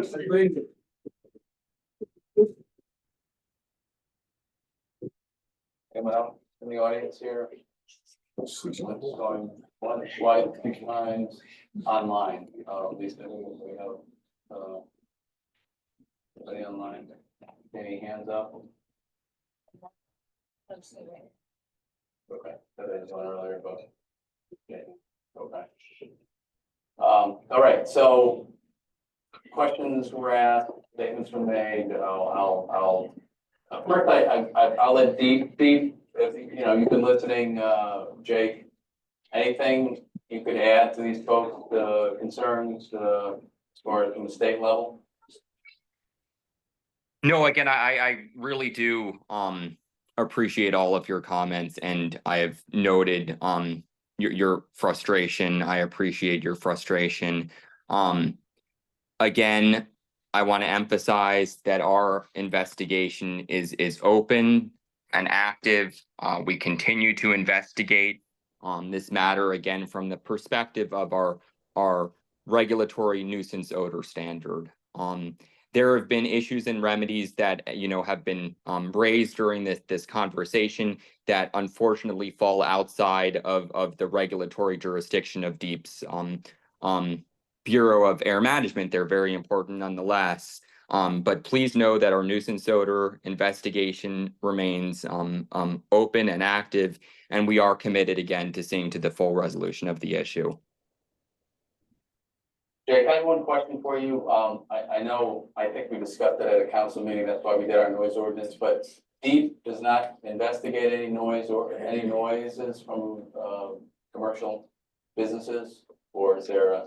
That's correct. It's our public policy to encourage municipal participation in noise pollution regulation, and that public policy is now codified in state statute. So our Air Bureau does not have a noise enforcement program. That's. Yeah, I mean, I get public policy and I made that policy, but that's disturbing to us here in the town, certainly from the mayor's perspective, my perspective, and the council and the town, that the state, you know, usually, right, we look up to the state as far as helping us, right, we're a small community, so that's interesting. Has that been a long time standing, that policy, do you know? Yeah, this is, yeah, it's been a while now. We don't have the funding for a, noise enforcement program. But we are, if you have, regulatory questions, if the town has regulatory questions, we're happy to help you navigate those. All right, thank you, Jake. Yeah, yes, ma'am, yeah, sure. For President Beach. Yeah. You have to come up. Yeah, I'm sorry. Yeah.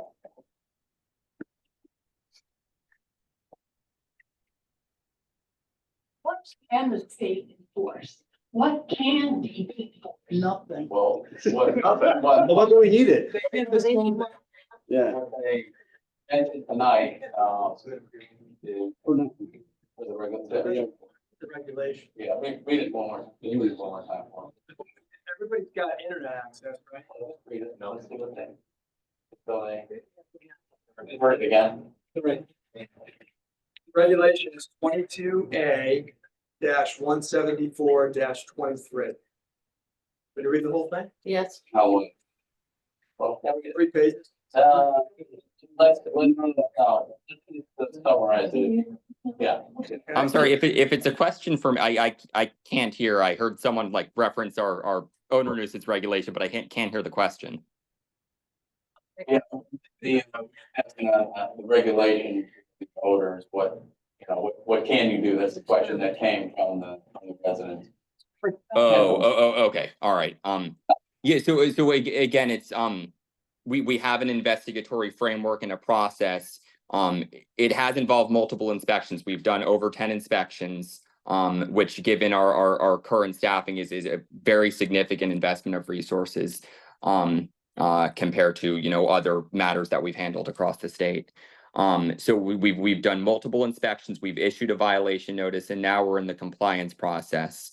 And again, that we expect expeditious and full compliance. We are in frequent communication with Brightfeeds to ensure that they're making diligent progress toward compliant. It is certainly possible that compliance isn't being achieved as quickly as the residents and community members of Berlin desire. I cannot tell you how much I appreciate that concern and the frustration, but it is, again, it's an investigatory and compliance process. It's an established process within which we're operating. So is there, and I know, I understand what you just said, so is there from, let's say today's date, since we're talking about it here, is there a time frame that you should be able to put on this process to solve these issues, and or what are the penalties if we're not solved within a short period of time? So the violation has occurred. It is incumbent upon Brightfeeds to timely resolve the violation, to expeditiously resolve the violation. As far as penalties, I'm not in a position, since again, the investigation is open, I'm not in a position where I can comment on, our specific enforcement posture at this time. I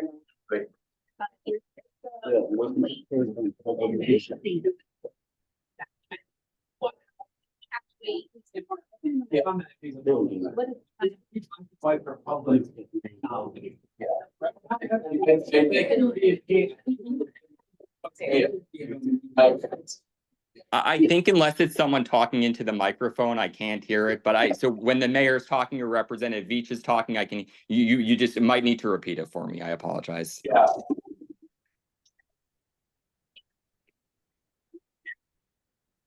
Still open.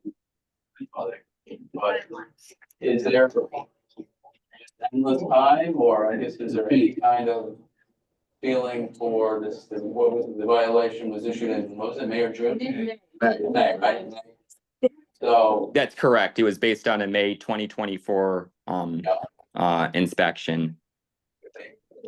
So, let's just put it this way, so in your past experience, if it's not in the statute, what have you seen in your past experience with issues like this and timeframes, and how long do you typically, or as just a hypothetical, let's put it that way. Yeah, no, that's Would you need?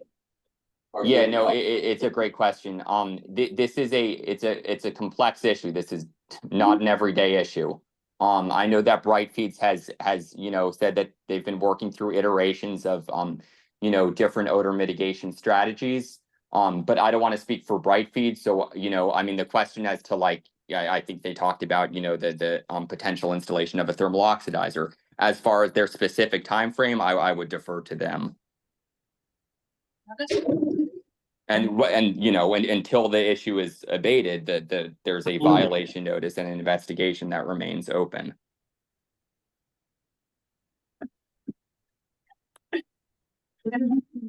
Yeah, please. I know that we are going to be purchased the thermal oxidator. I didn't hear a date, but that's going to be, so, you know, I want to take this group and then go to that. Brightfeeds, you brought up a bunch of issues in all of your conversations and so. So Brightfeeds, what you've heard tonight and what we're sort of asking the timeframes, other issues you would like to answer. Yeah. Folks. The smell. Yeah, please. So, you know, as everyone said, we were the. State your name and address, please, so we can know where you're from. Yeah. Yeah. He's the business owner and that's how. Yeah, you're good. Their name, their. Speaking of business. Your name and address. Can you voluntarily give us your name and address? I can tell you our business is at 76 Colway Way here in the. I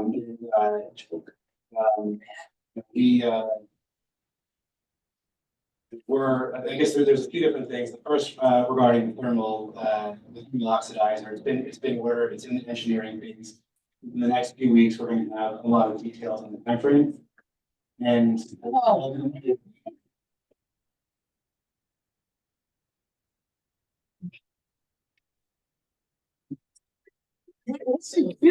Yeah. Please, let them speak. Okay, listen, I'd say it's a big system. It's not a 1 month installation. It's something that's going to take time. We're working through the engineering phase. I don't have an exact time frame yet, but as soon as I do, I'm going to work with Representative Inch, the mayor, and I will communicate that as soon as possible. Shut it down. When you get the 80% loss of snow. Adrian's question, can you at least concede this? Folks, wait, stop, please. So they heard so that is a viable question, the third shift suggestion, just if you could answer that, if that's. I don't even know there's a third shift.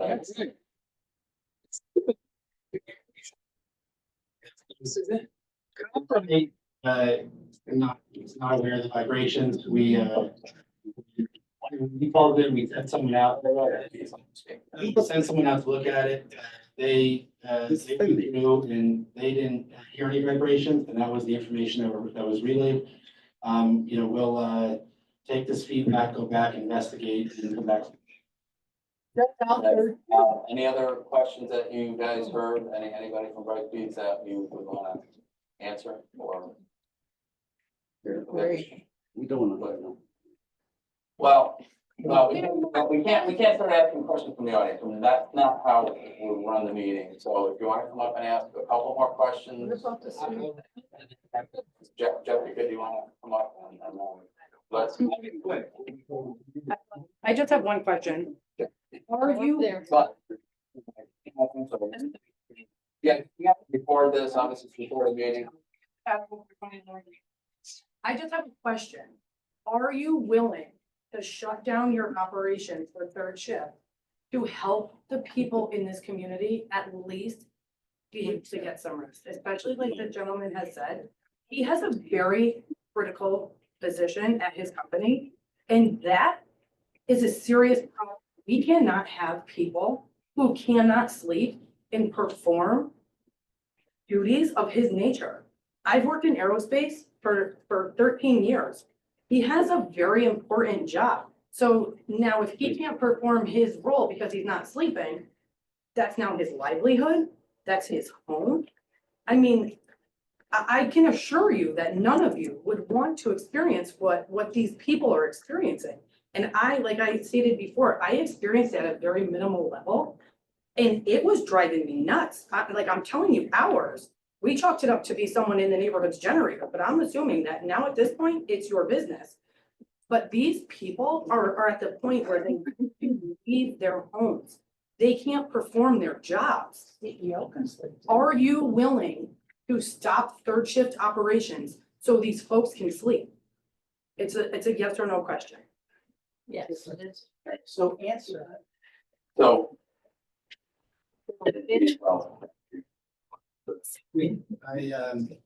Like any, when we receive any claim, we have to go out and investigate. We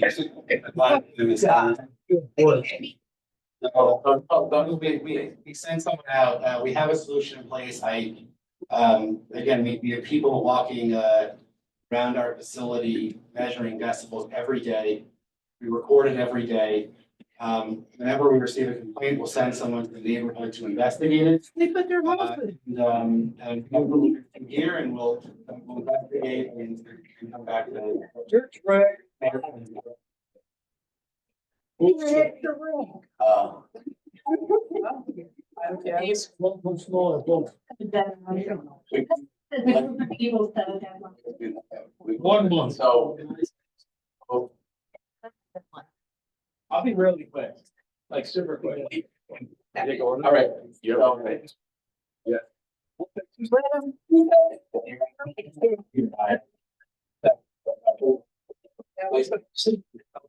Like, right? I think this is the best conclusion, right? And I'm happy to see the news stations on, some other leaders on here. Yeah. This is why I've been pushing this. So this is the best conclusion we ever could have had to this, because I asked him, and I asked Joe these same things for some operational concessions starting last September. That's what's crazy. I asked you guys, could you just work with us to be good neighbors? Could you meet us in the middle somewhere? And you said no, you couldn't. And now you ordered the thermal oxidizer. Why? Because the petition had 700 people. The optics is through the roof. You knew back then what you needed to do. I'll leave it at that, but this is the best conclusion. Shut him down. Thank you, thank you. All right, I think we've got everything. I got a question for Deep. All right, one question for Deep and that's it, and we'll pick a date, we'll come back and we'll work on some things in the meantime. My question is for Deep. Within a month. Based on the Newton, statute, the order, and the state shut Bright Peach down until they correct the problem. Yes, they can. That's a fair. I mean, there's no, time frame that they're giving us. People are getting sick to their stomach. And basically, it is a nuisance. And based on the statute that Attorney D'Onofrio stated, clearly, this falls within the statute. Agreed, yes. Great. Go smell my school bus. Okay, I caught most of it. Could Mayor, would you mind summarizing or the question?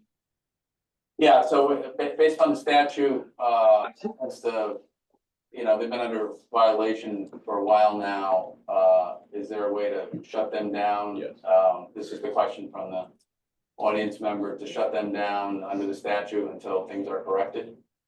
Okay, the section 23 odor nuisance regulation. When we agree that there is an ongoing violation of that regulation. But ultimately we have our investigatory process. It involves inspections. It involves the issuance of a violation notice and a compliance process, and that's the framework, again, within which we're operating. It's an established process. The question was answered, I'm sorry. Well, you can't do it. I mean, we got out of that. You can't do it that way. They got to finish their investigation, which is not. You already general investigations, but. Yeah. Yeah, from what I'm hearing, so I'm hearing like words here and there, but there's an ongoing investigation. But beyond that, I really can't comment on our specific enforcement strategy and posture in this case. Exactly, answer, folks. That's how it is. An open investigation that is no word, unfortunately. All right, we're gonna wrap it up. Yes, you've been very persistent and patient. One last one, and then we can debate another meeting within say. 30 days. I agree, 1 week. Yes, Just 1 week. 1 week. Amy Valco, I live at 7 Redwood Lane. I got a text message from my husband hoping to behave himself. I'm terrible at public speaking. We thank you guys for coming here. I grew up in Berlin. I live in East Berlin currently. This current odor situation and sound situation thankfully does not reach my house. However, I do sell real estate in town.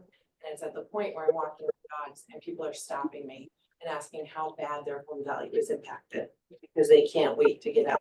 Now, I know you can't answer a question without going to your board and saying, yes, we can seize operations. However, if an oil tank was leaking, DEP, how fast would you shut down that business until they fix the environmental problem?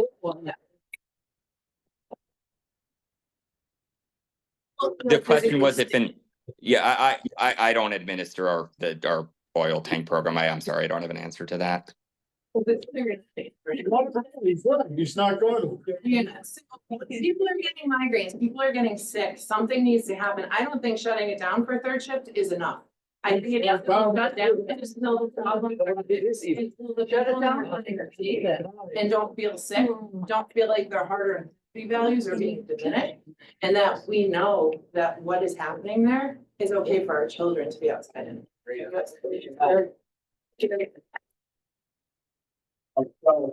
What are we thinking by the time frame here? What are we thinking? 1 week. A month? Oh, a week. Is that a week? No, a month is fine, give them. Yeah, we got to little stick on that. A month? Just talk to the. Planted Yeah. in a month. Well, again, as you have heard, I mean, let me just put it. I mean, Deep answered the question and it's their agency and he's in charge of that here, but just put it in this perspective for a moment, and I'm not saying, none of us are happy with this, obviously, that are here in the council or anywhere in town. But if it is an open investigation, the only thing I will say from my past experiences, obviously the consequences at the end of the investigation, that's how it works in the criminal justice system, it works in the administrative system, that's just how it is. That's our laws, that's why we have them, but I'm not defending it, I'm just saying, you gotta understand the process a little bit. It still is open, which means they still are looking at Bright Feeds, and Bright Feeds is trying to correct it, that's what we can. I know it's, no, I understand the timeframe, but we all, feel for this and are not happy, none of us are happy, but let's give it a month. Let's see what occurs in that month. We'll reconvene here. We'll do it here. Date and time? Well, if we wanna go out for a month here, let's see what we got. I could also like what I want an attorney to pursue a lawsuit. I've been saying this. Yes. Blue in the face. We Yeah. have violated statute. Why as a town are we not? Well. They don't smell it. No. The framework that I outlined when I spoke earlier in the meeting, okay? There is a state regulation that gives deep jurisdiction. It does not create a private cause of action. So people can shake their heads and feel like they're getting a runaround all they want. I've been doing this for 34 years. I represent 18 towns, okay? This is what I do. all right? And we don't bring lawsuits and waste taxpayer money knowing that they're gonna get dismissed and create more frustration. The regulatory structure gives deep jurisdiction, okay? The regulation does not give the municipality any authority. Likewise, the general statute pursuant to which the regulation was promulgated gives the Attorney General jurisdiction, not a town attorney or any individual municipality. The common law that I referenced, we are not the generator of the smell. If it was our wastewater treatment plant, then you could bring a lawsuit against the town. There is no cause of action against the town here, okay? Because the town is not the generator of the smell. The town is not ignoring a regulation under which it has jurisdiction. There is no such regulation. The agency that has jurisdiction is deep. Mr. Felton has explained that, as is the case with the United States Constitution and the Connecticut Constitution, there is due process. I understand 5 months is a long time. 13 months. Okay? We should begin in May. I've heard that a dozen times. What about the quiet? And I understand you're frustrated. But there's anything in the world that we're making this up, have a lawyer and have the lawyer call me and tell me what the cause of action is. However, you have a cause of action. Okay? You have a cause of action. How many people did it? But that doesn't mean that the town suddenly gets a magical power that it doesn't have. Well, we have to pay taxes. We're gonna create legislation. When does the picture meet again? January. Okay. Well, legislation in January. Isn't it the one thing to do? Legislation? You're like, They can, be against stuff. they can. You're so aggressive. Nobody's listening to what I'm telling you. No, you're talking 10 times louder than everybody else, thinking you're gonna shut up. So why can't you just walk in here? Is that what you're saying? I'm sorry.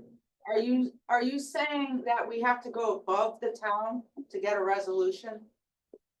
What's the cause of action that we? Saying is, in order for the town to bring any sort of claim, it needs to have legal standing to do so. Legal standing is conferred by statute or regulation. In this state, the regulation confers standing on deep. It does not confer standing on municipalities. Okay? So the enforcement is with deep. That's what I'm trying to tell you, okay? You all have private rights that the town does not have. Okay? We are a municipal corporation. We do not have a private cause of action for nuisance. Okay? You individuals that are aggrieved and claim to be aggrieved by this, you have a private right of action. That no one can't bring a lawsuit in the name of a resident. Well, on that note. Did I'm not anybody here. investigate what they were doing? See me because I've been dealing with this for 13 months. We'll get an attorney and we'll sue. Yes. Prison, and if you guys don't want to do anything about it, then us as a community. There's no deadline, there's been no answers. DEP is not giving us any answers. Everybody's running around the street. We want to lawsuit. The town is responsible for this. Well, the town's gonna have a lot of Right. houses on the market that are vacant. They're the ones that hired Bright Feeds. They let them come in to our town.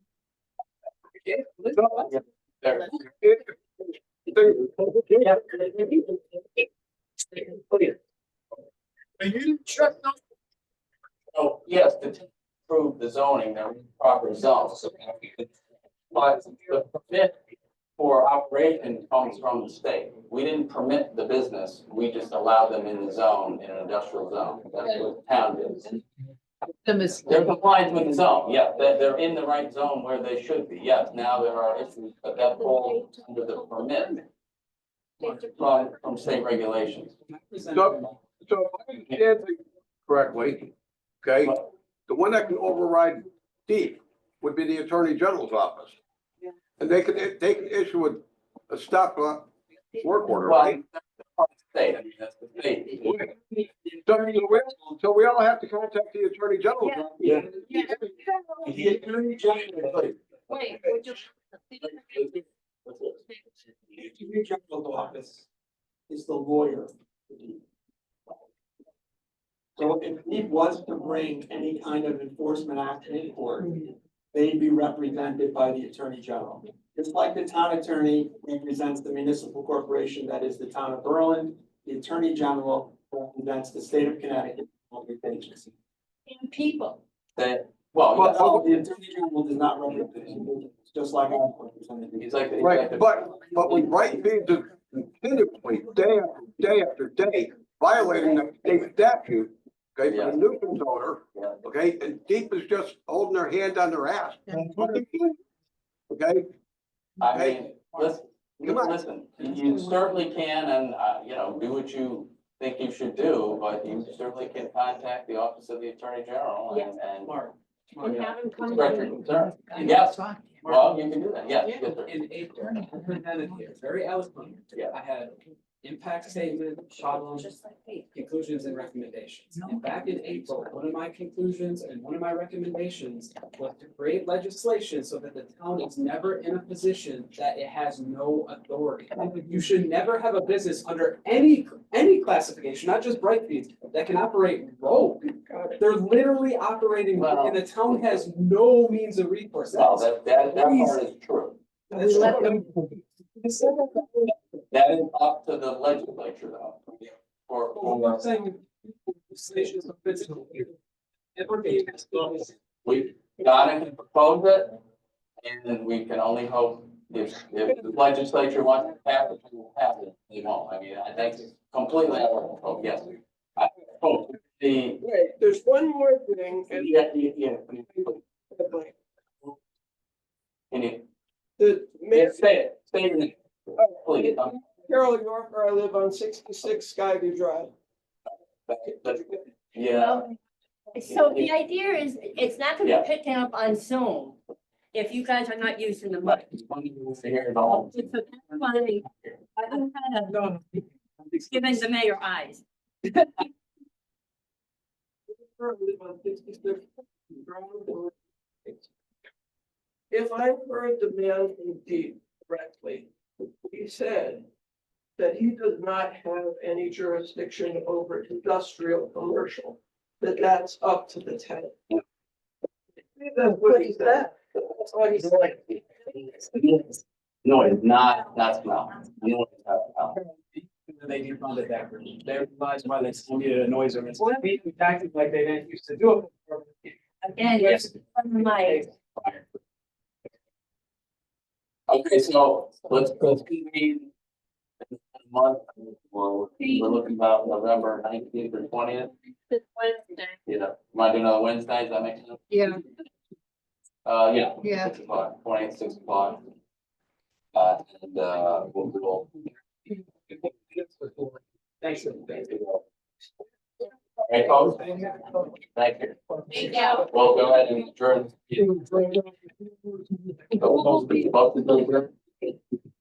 Second.